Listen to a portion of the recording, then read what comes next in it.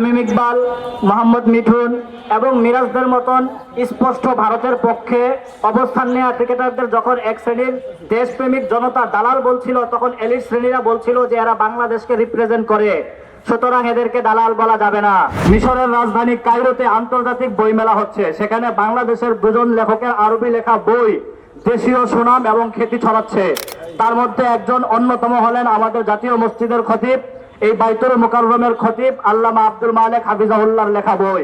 দ্বিতীয় আরেকজন লেখকের বই এই দেশের খ্যাতি বিশ্বব্যাপী ছড়িয়ে দিচ্ছে, তার নাম আইনুল হক কাসিমি। দুর্ভাগ্যজনক হলেও সত্য, সেই আইনুল হক কাসিমি যিনি নাকি দেশের হয়ে দেশকে বিদেশের মাটিতে রিপ্রেজেন্ট করে কথিত জাতীয়তাবাদী কুলাঙ্গাররা সে আইনুল হক কাসিমিকে গ্রেফতার করে রেখেছে। জুলাইকে কেন্দ্র করে সেলিব্রিটি হয়ে গেছে আসিফ মাহমুদ এবং নাহিদ ও হাসনাতরা। হাসনাত সহ সার্জিস সকলকে বলতে চাই, মনে রেখো আতাউর রহমান বিক্রমপুরীদের মতন অবস্থা একদিন তোমাদেরও হবে। কিছুদিন আগে বাংলাদেশ ক্রিকেটের দালালি আমরা দেখেছিলাম।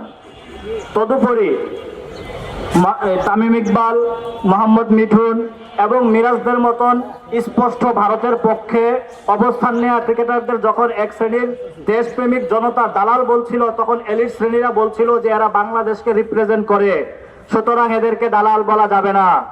এবার আপনাদেরকে বলি, শুনুন।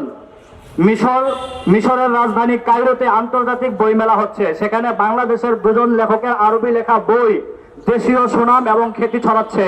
তার মধ্যে একজন অন্যতম হলেন আমাদের জাতীয় মসজিদের খতিব, এই বাইতুল মুকাররমের খতিব আল্লামা আব্দুল মালেক হাফিজাহুল্লাহর লেখা বই। দ্বিতীয় আরেকজন লেখকের বই এই দেশের খ্যাতি বিশ্বব্যাপী ছড়িয়ে দিচ্ছে, তার নাম আইনুল হক কাসিমি। দুর্ভাগ্যজনক হলেও সত্য, সেই আইনুল হক কাসিমি যিনি নাকি দেশের হয়ে দেশকে বিদেশের মাটিতে রিপ্রেজেন্ট করে কথিত জাতীয়তাবাদী কুলাঙ্গাররা সে আইনুল হক কাসিমিকে গ্রেফতার করে রেখেছে। আমি আরো বলতে চাই, জুলাই সন্ত্রাসী সাদ্দামকে মুক্তি দিতে পারে আসিফ নজরুলের এই আদালত। তদুপরি আসিফ নজরুল্লাহ জুলাইয়ের পক্ষে অবস্থান নেয় আতাউর রহমান বিক্রমপুরীকে ডিটেনশন আইনে বন্দী করে রাখে। তাদের এই বিচার ব্যবস্থার প্রতি ধিক্কার জানাই। সুস্পষ্টভাবে আরো বলতে চাই, আজকের যে জুলাইয়ের সেলিব্রিটি, যারা জুলাইকে কেন্দ্র করে সেলিব্রিটি হয়ে গেছে আসিফ মাহমুদ এবং নাহিদ ও হাসনাতরা, হাসনাত সহ সার্জিস সকলকে বলতে চাই, জুলাই বিক্রি করে তোমরা সেলিব্রিটি হয়েছ। জুলাইয়ের আন্দোলনে অংশগ্রহণকারী আতাউর রহমান বিক্রমপুরী এরকে যখন জেলখানায় নিয়ে যাওয়া হয় তখন তোমরা চুপ করে থাকো। মনে রেখো আতাউর রহমান বিক্রমপুরীদের মতন অবস্থা একদিন তোমাদেরও হবে। এবং আজকের এই ইসলামপন্থী জুলাই যোদ্ধাদের ব্যাপারে তোমাদের চুপচাপ থাকবার কারণে যেদিন একই অবস্থা তোমাদের হবে, সেদিন এদেশের ওলামা জনতা তোমাদের ব্যাপারেও চুপ করে থাকবে।